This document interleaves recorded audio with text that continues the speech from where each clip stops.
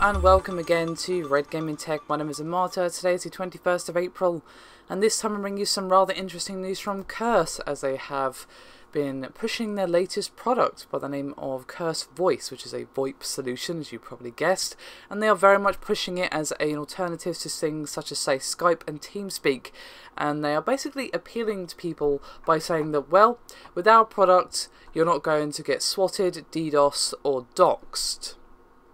And how are they going to do this, you ask? Well, let me bring you some comments from the Chief Technology Officer from Curse, Michael Comperda, who had this to say, quote, "When you look at products like Skype or Google, Hangouts and Facebook, those things are very personal. You generally interact with your family and friends, and generally we don't have to worry about those people swatting us or DDoSing us. But when you're playing games, I think there's a legitimate need in the community and in the market for a product that is very much a game identity.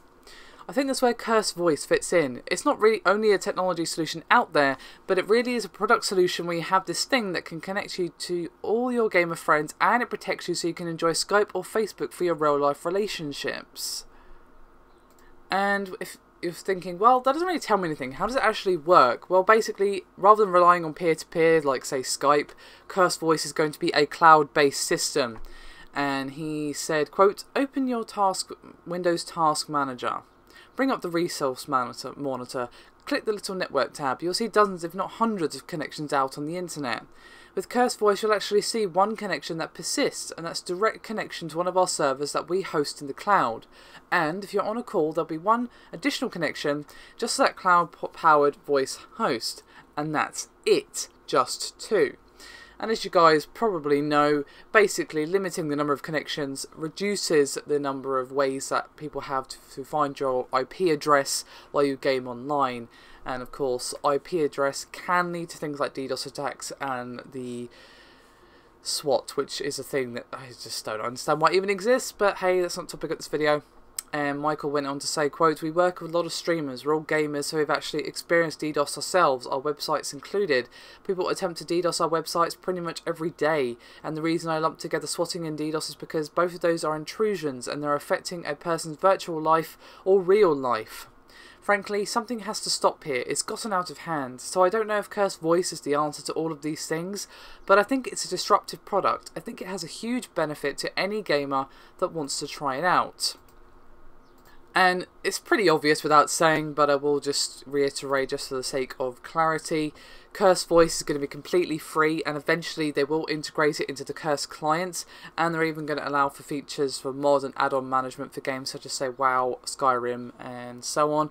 And there will be a Curse tool for Minecraft as well, so it could probably integrate with that in some fashion too. And to wrap up, I'm just going to bring you the last comment from Michael when he was speaking about TeamSpeak and Ventrilo.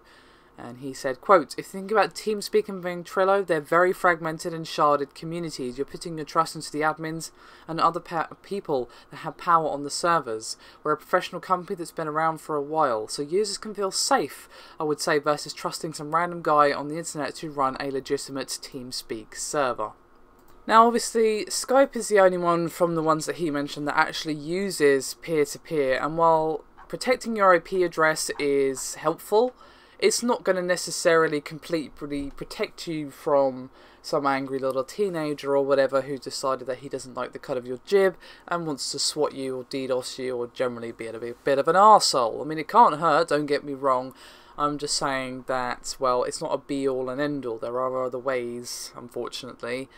It's cool, it's a good way to do it, I suppose, but to be honest, a lot of people run their own servers, or they're on servers with people they know and trust, so I'm not saying this is a bad idea, it's definitely a good idea. I'm just saying that there are already solutions out there, but I suppose one more can't hurt.